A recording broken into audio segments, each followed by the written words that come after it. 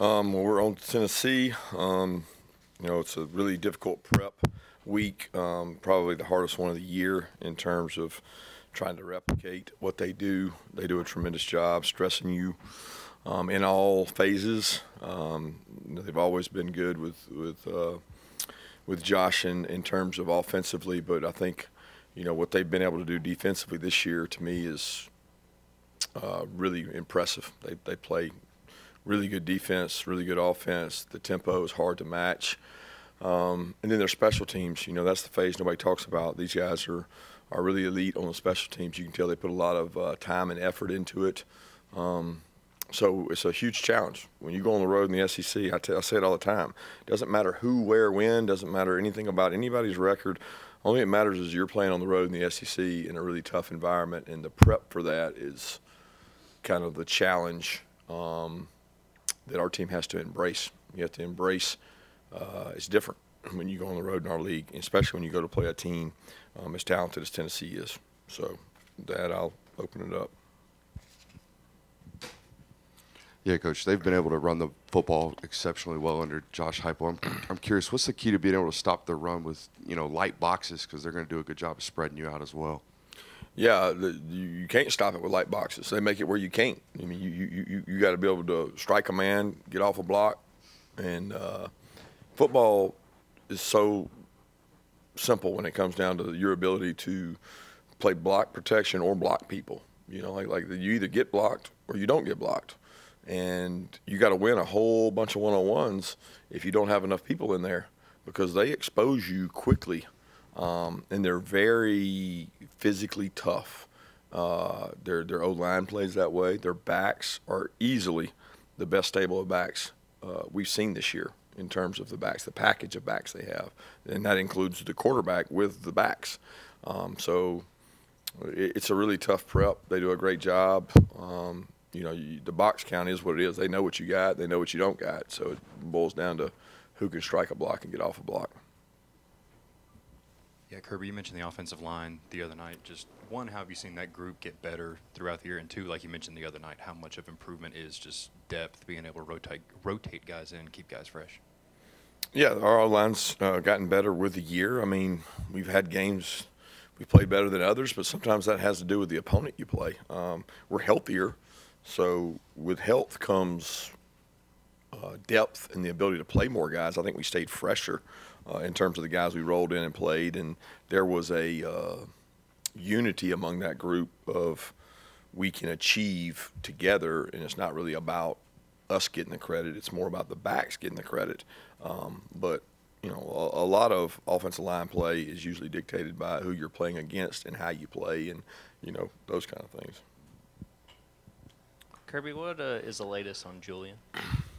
Hopefully I don't know how long it's going to be. He's got a dinged up injury. It's an upper body injury that hopefully we're able to get him back from, but don't know how long it's going to be. I mean, there's a chance, you never know, but he's dinged up. So I'm hoping we can get him back as soon as possible. Kirby, they have a veteran defensive line. Is it just the experience you've seen them take that next step, or are they just doing something different defensively to have that sack total where they are in the nation? No, they got good players. They play really hard. They strike at the point of attack. They're aggressive. They're hard to move because they're big. And then they have, elite pass rushers. I mean, when you got an elite pass rusher, that you got people that can push the pocket, it creates sacks and things. So they are very good defensively and a really big challenge, especially when you talk about the front. There's the rush, but then there's the controlling the line of scrimmage for your ability to run the ball, and they're good at both. Yeah, I know you touched on him a little bit on Saturday night, but having a chance to review the film, what did you make of C.J. Allen and how he sort of handled the moment on Saturday? Exactly like I expected C.J. Allen to do. He's already played this year. He's played, I think, almost every game. He smart, intelligent, instinctive, athletic, great kid. So he did what he's supposed to do, and he can play better, and he'll get even better this week.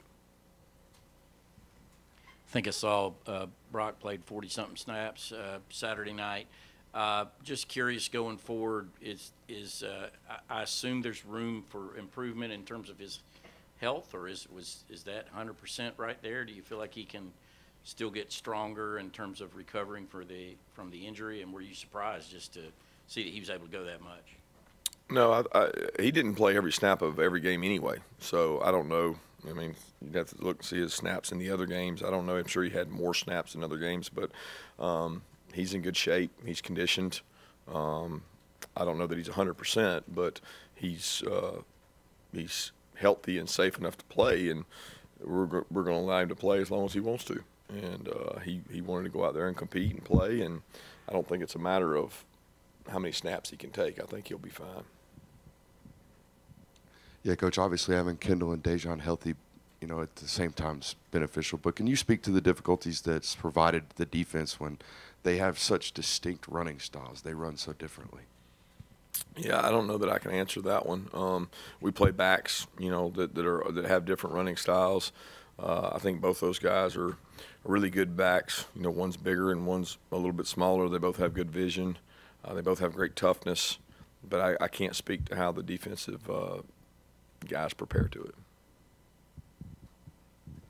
To follow up on y'all's run game, obviously beat up for a good part of this year, but where do you feel like your run game is right now with Dejon and Kendall, but also we got to say Andrew Paul, Roderick Robinson, just the state of y'all's run game right now? It's all relative. You got to see Andrew and Rod because the game was more in hand. They got an opportunity to go out and show what they've done. We've had some games in the last that hasn't happened. It's relative to how the defense plays us, and these guys are really tough to run the ball on, so we're going to have to find ways. Coach, I know we kind of talked on it on Saturday, but a ton of people were honored, from Jeff Wallace to Mark Richt. What was that moment like for you to see so many people be honored on the field, from seniors to so many legendary coaches and beyond? Yeah, I'd be honest with you, I didn't see much of it. I mean, the only one I noticed of everybody was Coach Richt at one time, but in the middle of the game, I'm thinking about what we could do to stop Ole Miss and what we can do to score points. I'm not enjoying the moment like you guys are.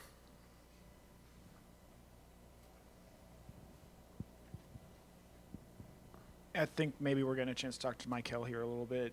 What have you seen out of him this year and how he's developed and grown as a contributor for you guys, obviously knowing what he did last year for you guys as a freshman? Yeah, he's been a really good leader for us. He didn't get to show the improvement he would like to in the spring because he didn't get to go through all the spring. So he came into camp coming off a summer injury, and he didn't get to practice as much in fall camp and spring. So I was really pleased when he came back how much he asserted himself into getting in shape, conditioning shape. I actually think he's just now starting to play his best football. The last 2 to 3 weeks, he's been able to take shoulder a little more burden of the snaps and moving quick, playing with speed. He's a really good leader. He understands our defense, and he really studies offenses really hard to know their tendencies, and he's been a great addition for us and played even better this year than last. What have you thought of the job that Dylan Fairchild has done this season, the amount of work he's gotten in and how he's played? Yeah, he's gotten better. I mean, he's a guy that grew up, played a year on the scout team, worked as a 2 most of the year, and he got to play in a lot of games last year where the margin was great enough late to get in, and it's like your ability to do that brings your team along faster. So all that time last year made him better this year, and he's played well this year with the injuries we've had. He got to jump in and play, and he and Micah have done a really good job of sharing that spot, and really pleased with the way Dylan's playing. Coach, obviously Nazir had the sack on Saturday and then the interception the week before, not to mention being honored on Senior Day. What have you seen from his development and how much he means to this team? He's worked really hard. We've challenged him early in the season, didn't know if he was playing as well as he was the year before when maybe he was hungrier. It was his first time starting and doing those things, and he's answered the bell here lately. He's really focused on his conditioning level, and he's come in and run extra. He knows the weeks we've got last week and then the next weeks ahead. The tempo, is a factor. So I love the fact he's embraced in getting in the best shape of his life so he can play his best football towards the end of the year. Yeah, Coach, I'm sure you've had a chance to review it, but just what do you think about how C.J. Allen and Raylan Wilson played in their kind of first? I know they've played a lot, but they were leaned upon for the first time this week.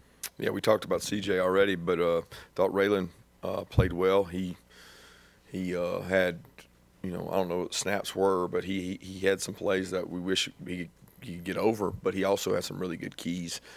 He's a physical kid. He's a great blitzer. He's going to be a really good football player the more he plays. So I think that game at least gives them some confidence, and it almost, because Ole Miss doesn't go the same pace as Tennessee, it gives them a good, hey, this is a window into what this is like, but now this is going to be twice as fast, and they're really good at running it. Now, Ole Miss had really good backs. Tennessee's got really good backs. So there's some carryover there in terms of alignment assignment, but not necessarily the pace. Coach, many times you've talked about the importance of being in the present moment. What are some of the biggest challenges as a coaching staff getting a bunch of 18 to 23-year-old guys to not focus on past success and future expectations, but on what's important now? It's a challenge. I mean, it's a challenge we accept. I mean, it's part of the passion you have for the job is to reinvent yourself every week and not succumb to the stuff that's out there. And it's something we take a lot of pride in, and our players believe in what we tell them. That's the number one thing. You got to have the trust of the players or your messaging doesn't work. The messaging is that we're trying to find the best version of ourselves. And every week we're trying to find the best version of ourselves. And that doesn't change based on who we play. Kirby, you talked about how tough it is to play on the road in the SEC. What's the key to your guys' success on the road, and particularly the games you had at Neyland? You got to find ways to run the ball. You can't sit there and think you're going to be able to just throw it every down and win a game. You got to win the line of scrimmage. The keys to winning on the road are the same as keys to winning at home. It's just more difficult. I mean, it doesn't change. The game doesn't change. You got to be able to take a punch. You got to be able to take momentum changes. But the people in the stands aren't playing in the game. So the outside elements of all the undisciplined penalties and all those things, we try really hard to avoid those when we go on the road because they're self-inflicted wounds sometimes. But that's the challenge. The challenge is win the line of scrimmage, win the turnover battle, win the explosive battle, and you do that by blocking and tackling people. What's the latest on Dumas Johnson? And secondly, what difference have you seen in Carson from week 1 to week 10? When you go back and watch the film and stuff, what that we don't see, what do you see different in him from when he started to where he is now? Not a lot of difference. I mean, I thought the kid started well, and he's playing good football now. He's playing good football then. He's just got more experience and more confidence. But I don't know that that's anything different than you would see because I think he's got good experience and good confidence. In terms of Pop, again, week to week, trying to get him back. Yeah, I saw that Dolly Parton is going to be attending this game. One, are you aware of who Dolly Parton is? And two, when you have so many extracurriculars around this game, especially with what happened last year, how do you go about as a coach sort of blocking that out and getting your team to just focus on being, as you said, the best version of yourself? Do know who Dolly Parton is. I got parents that watched the Grand Ole Opry. Was not aware she was going to attend the game. Don't understand the second part of your question of what does this year's game have to do with last year's game? Just in terms of, with all the extra attention that might be on this game, compared to CBS game, and with, how that game went last year, how do you go about just focusing on you guys? Yeah, we focus on us every week. It has nothing to do with last year's game. And every time we play Tennessee, it'd probably be 3:30 CBS or 7 o'clock ESPN. I mean, it's a big game every year we play Tennessee because it's a big game. They're a good program and we're a good program, and the two are going to match up. So as far as our focus on it, our players respect the hell out of Tennessee. They know how hard it is to play them. We had to play them up there 2 years ago, and it's tough. It's a tough prep. So we'll be focused. Coach, I wanted to ask about Squirrel White. I mean, that's a guy that I feel like maybe has a few shades of a guy like Jalen Hyatt that you guys had to prepare for last year. What does he do really well, and what is your defense doing to prepare to face a guy like that? it takes great prep to prep for all their wideouts. And the thing that makes it hard about their wideouts is their run game. So the run game is just incredible what they're able to do, and then off of that comes the pass game. So he's a great player. We recruited him. He's really fast. He's dynamic. He's gotten better with his age, and he's played a major role for them in terms of run after catch and vertical speed. What stands out to you about Joe Milton? Elite arm talent, really, really good athlete. You sometimes at DB you're looking for recovery, so I can close and get a ball out because maybe the ball's not there, but the ball gets there 0.5 seconds faster. And in the game of football, 0.5 seconds is an eternity. It's 2-3 steps, and he's elite at doing that. They create run game with him, so they get an extra hat in the run game, which we'll see, and they're good at doing it. Obviously, Lenneth Whitehead hasn't seen the field much this year, but he came back to Athens from Tennessee. Just what was it like bringing him back, and how's he doing? He's doing great. He's been Scout Team Player of the Week a couple times in terms of the Scout Special Teams units. He plays on. He's very intelligent. He gives us a great look and a great picture in terms of effort, and really proud of what he's been able to do. Kirby, I wanted to ask you about Dalton Everett, and especially with Julian banged up. It seems like last couple of games he's had some opportunities to make plays on the ball, hasn't made those. And for those of us that don't know exactly what his responsibilities are at the time, can you kind of assess how he's played and how he's handled those maybe some plays he's given up? Dalen's very confident. He plays against really good wideouts every day in practice. We do one-on-ones. We do reps every day. I got a lot of confidence in Dalen to be able to make plays on the ball, and he's made plays on the ball. He made an incredible play against Auburn, and those are plays that, sometimes you make them, sometimes you don't. They're 50-50 balls. We want to win more than we lose.